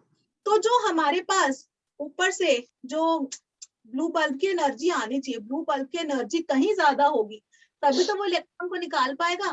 तो Yes, लेट्स ma'am. से मेरे को इलेक्ट्रॉन निकालने के लिए मान लो 5 इलेक्ट्रॉन वोल्ट एनर्जी चाहिए। इस इलेक्ट्रॉन की एनर्जी ना, यहाँ से इसको रिमूव करके बाहर लेके जाने के लिए जो मेटल की प्लेट में यहाँ पर इलेक्ट्रॉन है, उसकी 5 इलेक्ट्रॉन वोल्ट एनर्जी चाहिए यस मैडम। निकालने के लिए। तो हमने जो एनर्जी डाली, जो रेड बल्ब की डाली थी ना, उसकी एनर्जी 2-3 ही थी, 2 इलेक्ट्रॉन वोल्ट या 3 इलेक्ट्रॉन वोल्ट ही थी। तो वो 2 जो है 5 को निकालने के लिए इनफ नहीं थी, इनसफिशिएंट थी, मतलब नॉट इनफ। ठीक है, लेकिन जो ब्लू बल्ब है उसकी एनर्जी बहुत ज्यादा है, उसकी 7 इलेक्ट्रॉन वोल्ट्स है। तो अगर आप 7 इलेक्ट्रॉन वोल्ट्स इस इलेक्ट्रॉन को दोगे तो वो निकल ही जाएगा ना, उसको तो केवल 5 ही चाहिए थी। तो 7 आपने दी, 5 वो उसने निकलने में खर्च कर दी, और बाकी की जो 2 बची वो उसने अपनी काइनेटिक एनर्जी में यूज कर ली, क्योंकि स्पीड से फिर वो निकला। ठीक है ना, हाफ mv² वाला। Clear? Yes, yes ma'am. Ma'am. चलो ठीक, चलो इसके अंदर हम क्या कह रहे हैं? व्हेन कोई भी रेडिएशन जिसकी frequency greater than certain minimum frequency, जो मिनिमम फ्रीक्वेंसी रिक्वायर्ड है, न्यू नॉट कहते हैं, इलेक्ट्रॉन को रिमूव करने के लिए मेटल के सरफेस पे स्ट्राइक करती है, तो इलेक्ट्रॉन्स इजेक्ट होते हैं, मतलब इलेक्ट्रॉन्स निकलते हैं। ठीक है, from the surface of metal. इस फिनोमेना को बोलते हैं फोटो इलेक्ट्रिक इफेक्ट। और जो इलेक्ट्रॉन्स एमिट होता है ना, उनको हम बोलते हैं फोटो इलेक्ट्रॉन्स। और फोटो इलेक्ट्रॉन्स को ना फोटॉन्स भी कहते हैं। ठीक है, Yes, sorry, ma'am. Photons, photo electron, photon तो एनर्जी का पैकेट है। Energy. Yes, ma'am. Photo electrons जो निकलते हैं उनको इलेक्ट्रॉन्स है। ठीक है, तो फोटो इलेक्ट्रॉन्स कहते हैं। ओके, अच्छा, अब पहला उसकी डेफिनेशन। दूसरा पॉइंट, इलेक्ट्रॉन तभी एमिट होगा, इजेक्ट होगा, इलेक्ट्रॉन तभी इजेक्ट होगा जब जो रेडिएशन उसके ऊपर पड़ रही है, जो रेडिएशन उसके ऊपर पड़ रही है, उसकी फ्रीक्वेंसी कहीं ज्यादा है जितना रिक्वायर्ड है इलेक्ट्रॉन को निकालने के लिए। कि मेरे को 7 इलेक्ट्रॉन वोल्ट्स डालनी पड़ेगी, या इलेक्ट्रॉन वोल्ट्स तुमको अभी एनर्जी की यूनिट पता हो ना पता हो तो 7 जूल्स ले लो। 7 जूल्स एनर्जी डालूंगी तो 5 जूल्स चाहिए उसको मिनिमम निकलने के लिए खर्च हो जाएगी, बाकी बची 2 जूल्स उसकी काइनेटिक एनर्जी में कन्वर्ट हो जाएगी। ठीक है, वो जो मिनिमम फ्रीक्वेंसी रिक्वायर्ड होती है एक इलेक्ट्रॉन को निकालने के लिए, उसको बोलते हैं थ्रेशोल्ड फ्रीक्वेंसी। ठीक है, तो हम लोग ऐसे बोलते हैं,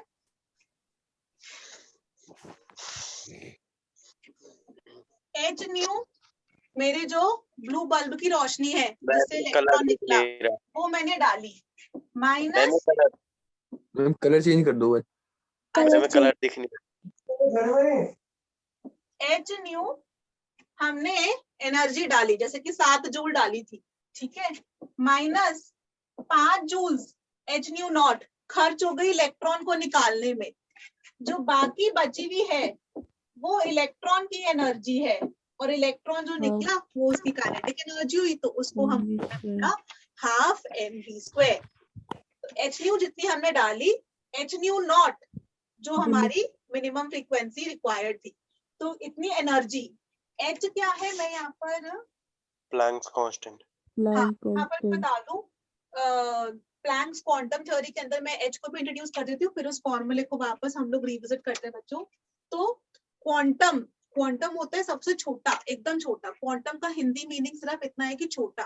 तो जब हम क्वांटम की बात करते हैं ना, सबसे छोटा पैकेट ऑफ एनर्जी, स्मॉलेस्ट जो एनर्जी आ रही है ना, अभी तक तो हम लोग लाइट की बोल रहे थे कि वेव नेचर है, अभी आइंस्टाइन ने एकदम ही अलग ही, आइंस्टाइन भी, प्लैंक ने, इन्होंने तो अलग ही वो बोल दिया कि उन्होंने बोला इसका मतलब लाइट की जो है वेव नेचर नहीं है, उन्होंने तो बोला पार्टिकल नेचर है। क्यों पार्टिकल नेचर है? क्योंकि अगर लाइट वेव की फॉर्म में आ रही तो पक्का यहाँ से इलेक्ट्रॉन एमिट हो रहा था कि बहुत देर तक लाइट ऐसा करके वेव बनकर इस पे आती रहती, तो इवेंचुअली तो इलेक्ट्रॉन रिमूव हो ही जाता, बट ऐसा नहीं हुआ। उन्होंने बोला रेड बल्ब से नहीं हुआ और ब्लू बल्ब से एकदम फटाक से हो गया, तो इसका मतलब जो ब्लू बल्ब है उसकी एनर्जी ज्यादा है। तो उन्होंने अब ये बोला कि कोई भी लाइट सोर्स से जो एनर्जी एमिट हो रही है, जो एनर्जी निकल रही है, इट इज एनर्जी जो एमिट हो रही है वो in the form of small packets, एकदम स्मॉल पैकेट्स ऑफ एनर्जी होते हैं, ठीक है। एनर्जी जो स्मॉलेस्ट पैकेट ऑफ एनर्जी होती है, जो कि एक इलेक्ट्रॉन, जो कि दैट कैन बी एमिटेड और absorb in the form of electromagnetic radiation. ठीक है, कि लाइट के लिए हम ईएम वेव्स इलेक्ट्रोमैग्नेटिक रेडिएशन ही बोलते हैं। तो क्वांटम क्या है? स्मॉलेस्ट पैकेट ऑफ एनर्जी, सिर्फ इतना। क्वांटम मतलब सबसे छोटा। कभी हम ऐसी सिंपल नॉर्मल इंग्लिश में ही बोल देते हैं कि किसी चीज को स्टडी करना है बहुत डिटेल में, एकदम तह तक जाकर, एकदम रूट लेवल तक जाके स्टडी करना है, तो क्वांटम लेवल तक स्टडी करना है, एकदम बेसिक, एकदम बेस तक जाके सबसे छोटे मिनिस्क्यूल लेवल पे हमको स्टडी करना है, तो उसको हम बोलते हैं क्वांटम। तो स्मॉलेस्ट पैकेट ऑफ एनर्जी वो क्वांटम है। तो उन्होंने क्या बोला, प्लैंक उन्होंने जो क्वांटम थ्योरी दी, प्लैंक ने ये बोला कि एनर्जी जो किसी भी लाइट सोर्स से एमिट या एब्सॉर्ब हो रही है वो कंटिन्यूस नहीं है। कंटिन्यूस तो वेव होती है, उन्होंने बोला कंटिन्यूस नहीं है, डिसकंटिन्यूस है। डिसकंटिन्यूस मतलब डिस्क्रीट पैकेट्स ऑफ एनर्जी के फॉर्म में है, जिनको हम बोलते हैं क्वांटम, या फिर हम बोलते हैं फोटॉन्स। जो एनर्जी आ रही है वो क्वांटम पैकेट्स, क्वांटम के फॉर्म में आ रही है, फोटॉन्स के फॉर्म में आ रही है, मतलब पैकेट्स ऑफ एनर्जी। और ये जो एनर्जी है it is proportional to, energy is proportional to nu frequency. कि रेड की फ्रीक्वेंसी कम थी, ब्लू की फ्रीक्वेंसी ज्यादा थी, तो ब्लू की एनर्जी ज्यादा, रेड की एनर्जी कम।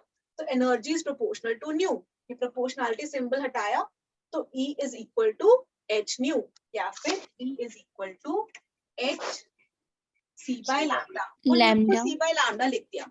और ये जो h है ना, ये h हमारा प्लैंक्स कांस्टेंट है। प्लैंक्स कांस्टेंट की वैल्यू फिक्स्ड है, कांस्टेंट है, इसकी वैल्यू है बच्चों 6.626 into 10 to the minus 34 joule second. और जब भी आप कैलकुलेशन करोगे तो सिर्फ 6.6 लेना। हाँ, 6.6 into 10 raised to minus 34। मैंने नोट्स के लिए एग्जैक्ट वैल्यू लिख दिया आपके लिए, पर आपको जब भी न्यूमेरिकल सॉल्व करोगे तो h को हम केवल इतना लेकर सॉल्व कर लेते हैं, ठीक है। 6.6 into 10 अनलेस वो क्वेश्चन में लिखा ही होगी ऐसे करना ही है, ठीक है। कुछ कठिन होगा तभी बोलेंगे, अदरवाइज सब मान के चलते कितने से आप सॉल्व कर लोगे। Yes, ma'am. Yes ma'am. Yes, ma'am. अच्छा, h प्लैंक्स कांस्टेंट है। अभी हम लोग यहाँ पर मैं वापस आ रही हूँ, ठीक है। तो half mv square is equal to h nu minus h naught. h nu आपने डाली थी, h न्यू नॉट उसकी मिनिमम थी, तो जितनी आपने डाली मिनिमम उसमें सब्ट्रैक्ट कर दो, जो बाकी बची वो उसकी काइनेटिक एनर्जी हो गई, ठीक है। Yes ma'am. तो ये number of photo electrons emitted, अब देखो कितने इलेक्ट्रॉन्स एमिट हुए। आपने फोटॉन्स डाल रहे हो, ये मेटल की प्लेट है, यहाँ से फोटॉन्स आ रहे हैं, एनर्जी के पैकेट्स आ रहे हैं, फोटॉन्स आ रहे हैं, ठीक है। वो इसके ऊपर पड़े तो फोटॉन्स ने इलेक्ट्रॉन को एमिट किया, यहाँ से फिर इलेक्ट्रॉन बाहर निकला, तो फोटॉन्स आए, इलेक्ट्रॉन्स निकले। तो कितने इलेक्ट्रॉन्स निकले डिपेंड करता है इंटेंसिटी ऑफ रेडिएशन, ठीक है। हमने कितनी इंटेंसिटी डाली थी, इंसिडेंट करी थी, उसके ऊपर। हम बोल रहे थे ना शुरू में जो है रेड बल्ब है, छोटा लगाया, बड़ा लगाया और बड़ा लगाया, तब भी इलेक्ट्रॉन नहीं निकला। लेकिन ब्लू बल्ब छोटा सा लगाया, तब भी इलेक्ट्रॉन निकल गया। अब ब्लू से हमारा इलेक्ट्रॉन तो निकल रहा है, अगर आप ज्यादा बड़ा ब्लू बल्ब लगाओगे तो ज्यादा इलेक्ट्रॉन्स निकलेंगे, छोटा ब्लू बल्ब लगाओगे तो कम इलेक्ट्रॉन्स निकलेंगे। हाँ बेटा, किसको कुछ पूछना है? No ma'am. अच्छा ठीक है, सॉरी, चल आगे बढ़ते हैं। तो ये हमको एक्सप्लेन करता है लाइट की पार्टिकल नेचर। अभी तक तो हमको लाइट की वेव नेचर ही पता थी, electromagnetic radiation, electromagnetic spectrum, wavelength, amplitude, frequency, ये सारी चीजें हमने तो लाइट को वेव मान के पढ़ा था। स्पीड उसकी 3 × 10⁻⁸ मीटर्स पर सेकेंड। पर यहाँ पर कहानी बदल गई, अब हम बोल रहे हैं लाइट की पार्टिकल नेचर है, ठीक है। तो थोड़ी देर बाद हम पढ़ेंगे कि लाइट की डुअल नेचर होती है, वेव नेचर भी और पार्टिकल नेचर भी। ठीक है, ओके। Yes, ma'am. ये हो गया प्लैंक्स क्वांटम थ्योरी। ये चलो, ये एक ऐसे ही इंफॉर्मेशन के लिए है कि 1 मोल फोटॉन्स की एनर्जी, 1 मोल फोटॉन्स की एनर्जी को हम 1 आइंस्टाइन ऑफ एनर्जी कहते हैं। एनर्जी की जो यूनिट्स हम लोग इस चैप्टर में यूज करेंगे वैसे तो जूल्स, इलेक्ट्रॉन वोल्ट, ठीक है। 1 electron volt is equal to 1.6 into 10⁻⁻19 joules. हम लोगों ने यही यूज करनी है, ठीक है, इलेक्ट्रॉन वोल्ट्स और जूल्स। लेकिन आइंस्टाइन भी यूज कर सकते हैं 1 आइंस्टाइन ऑफ एनर्जी।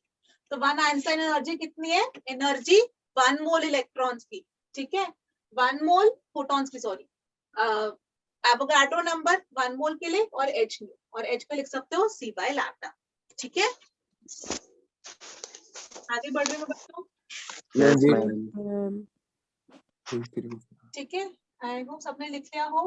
लाइट की डुअल नेचर है, वेव नेचर भी पार्टिकल नेचर भी। Wave Article. नेचर प्रूव कर दी इलेक्ट्रोमैग्नेटिक रेडिएशन, इलेक्ट्रोमैग्नेटिक स्पेक्ट्रम की वजह से, और particle nature photo electric effect की वजह से। Photoelectric तो अब से effect. हम बोलेंगे लाइट की डुअल नेचर है, वेव नेचर भी और पार्टिकल नेचर भी। Particle nature. यस चलो मैम। अब फटाफट से ये वाला क्वेश्चन सॉल्व करो। मैम लाइट एक ही टाइम पे दोनों नेचर में रहती है? हाँ, वेव नेचर भी पार्टिकल नेचर। ये बहुत डिटेल में है, जब इंजीनियरिंग या आगे अगर कुछ पढ़ोगे तो इसको और डिटेल में पढ़ते हैं। यहाँ पर अपने लेवल पे सिर्फ इतना ही है। Okay ma'am. Ma'am, question.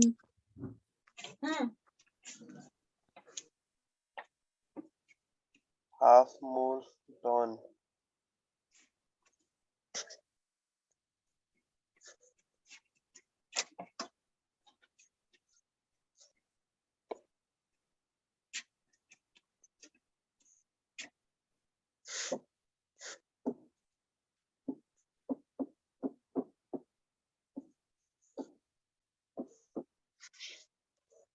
Ma'am 19.8 into 10⁻³ joule. Number of photons हो गए इनटू 6.6 into 10⁻⁻34 एच हो गया, और फ्रीक्वेंसी 10⁸ ठीक है। आंसर सॉल्व कर लो। आई थिंक 6 36 मान लेते हैं बाय 2, 1.8 मान लेते हैं, लगभग 1.8 को 2 मान लेते हैं, है ना। अच्छा हाँ ठीक है ना, तो 2 मान लेते हैं इनटू 23 + 8 हुआ 31, 34 - 31 हुआ -3। ऐसा सा कुछ आंसर आ रहा है क्या लगभग? मैम 20।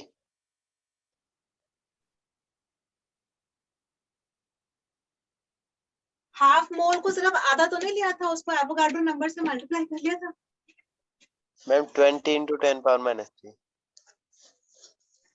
20। Yes ma'am. अच्छा थैंक यू।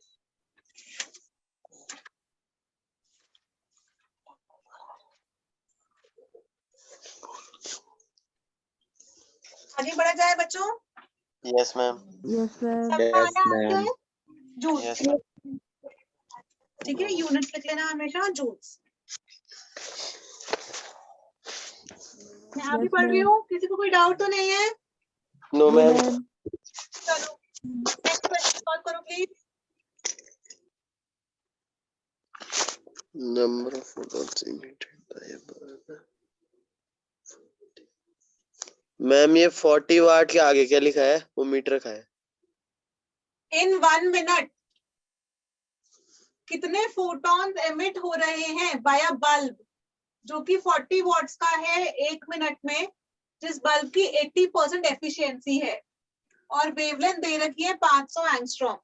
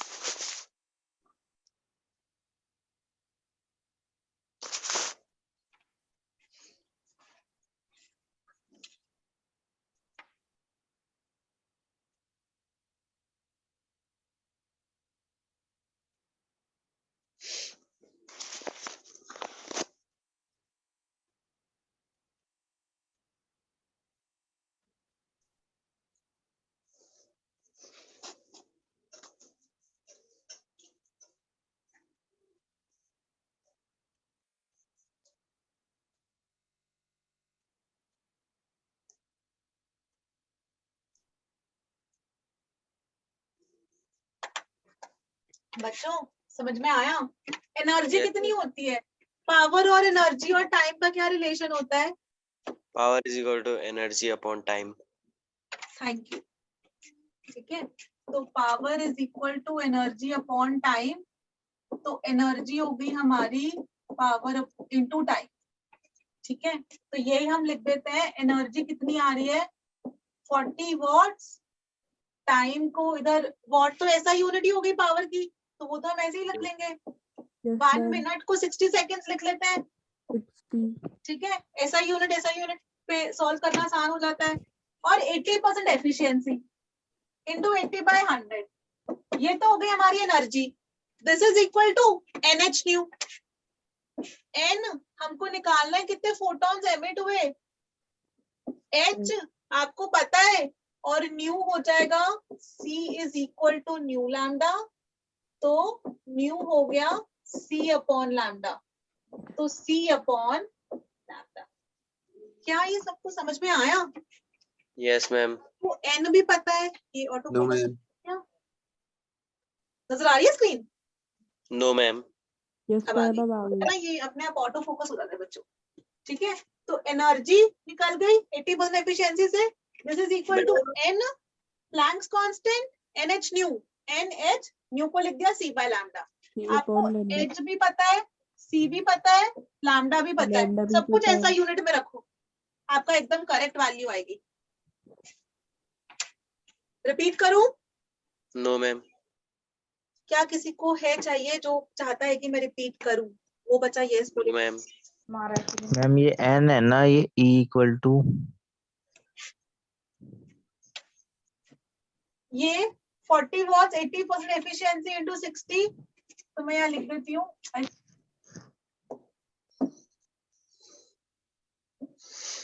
अरे 40 इंटू 80/100 इंटू 60 सेकेंड्स। N हमें निकालना है। H की वैल्यू लिख दी 6.6 इंटू 10⁻⁻34 इंटू C है 3 इंटू 10⁸ अपॉन लैम्डा। लैम्डा था 500 एंगस्ट्रॉम। तो 500 इंटू 10⁻⁻10। तो ये वाला आपका अननोन है N। Ma'am 4.8 into 10 power 20 N कितना आया? 4.8 इंटू 10 पावर 20। सब बच्चे बताओ, कैलकुलेट करके यही आंसर आ रहा है? Yes ma'am.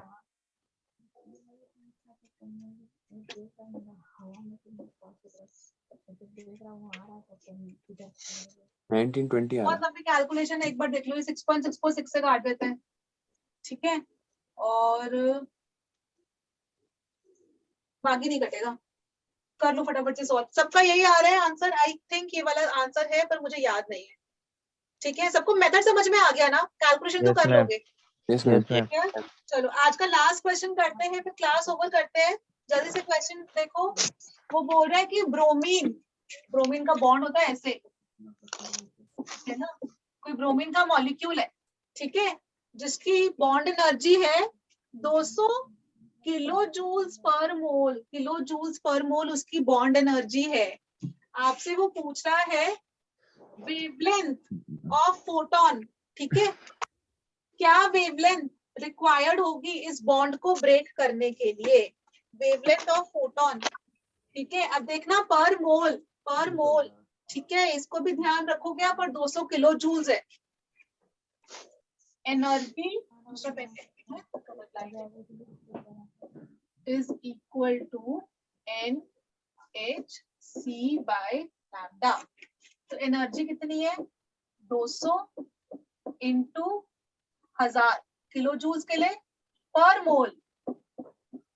6 into 10⁻23 is equal to, तो यहाँ से n हटा देते हैं, है ना?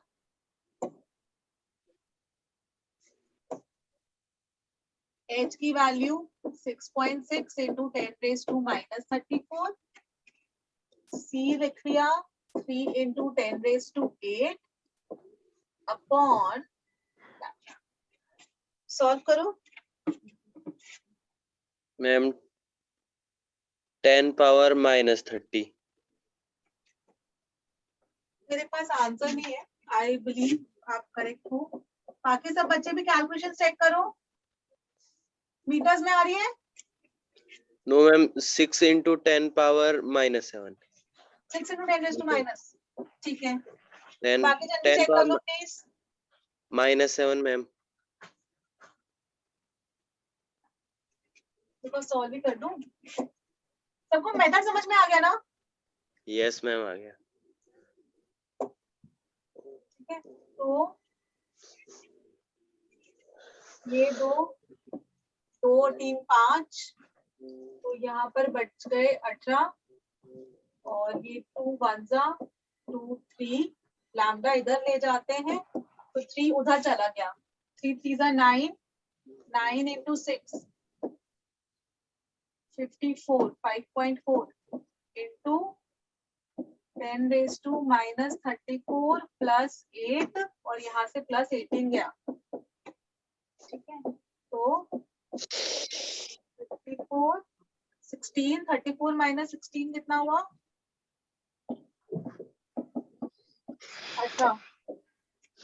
ऐसा में कुछ आंसर आ रहा है क्या? थोड़ा सा ऊपर नीचे कर लो, मैंने अप्रोक्सीमेशन बहुत ज्यादा लिए हैं। मैम आ रहा है 6 into 10 to the power -7। Yes ma'am. 59.2. अच्छा ठीक है ठीक है ठीक है। 18 plus 8 26, 34 minus 26, ठीक है बेटा। तो ये -8 होना चाहिए, मैं तो -8 आ रहा है, -7 आ रहा है। -7 आ रहा है मैम। -7 आ रहा है। 3 3 9, 9 6 54। अच्छा ठीक है, थैंक यू, बिल्कुल करेक्ट है।